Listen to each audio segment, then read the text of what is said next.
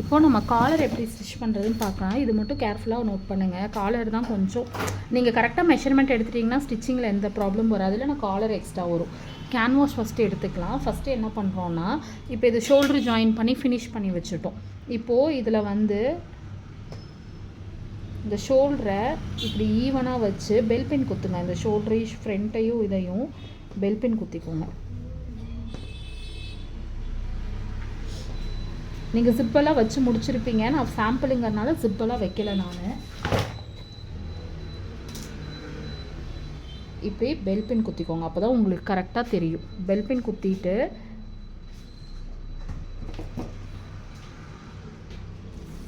இந்த மாதிரிலாம் உங்களுக்கு எக்ஸ்ட்ராலாம் வராது. நீங்கள் ஜிப் வச்சனால நான் சும்மா இதாக கட் பண்ணியிருக்கனால இப்படி எக்ஸ்ட்ரா வருது.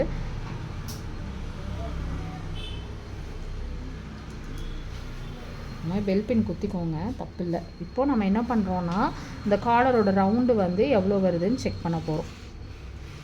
குத்திட்டு இப்படி இந்த சென்ட்ரு இங்கே இருக்குல்ல ஃப்ரண்ட்டு,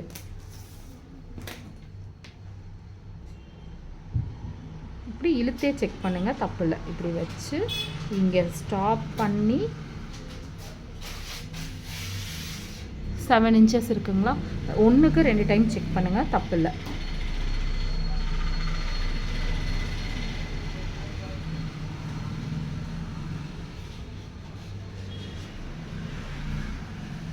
செவன் இன்ச்சஸ் இருக்குது. ஓகேவா? இப்போது பாருங்கள், 7 இன்ச்சஸ் என்ன பண்ணுறோன்னா, ஒரு லைன் போடுறீங்க, 7 இன்ச்சஸ் மார்க் பண்ணுறீங்க.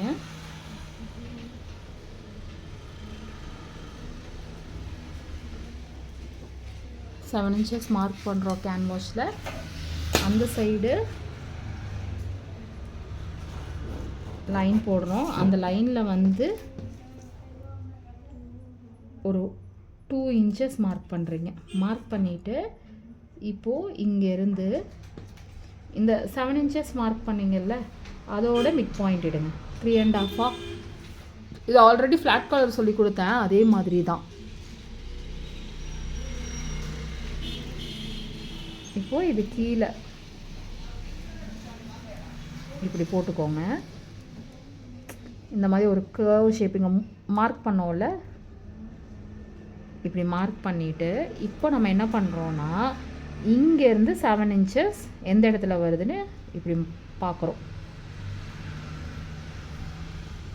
எங்கே வருது 7 இன்ச்சஸ்? இங்கே வருது. கரெக்டாக?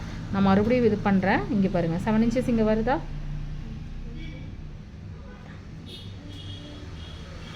இங்கே பாருங்கள், 7.25 வருது. மறுபடியும் செக் பண்ணலாம்.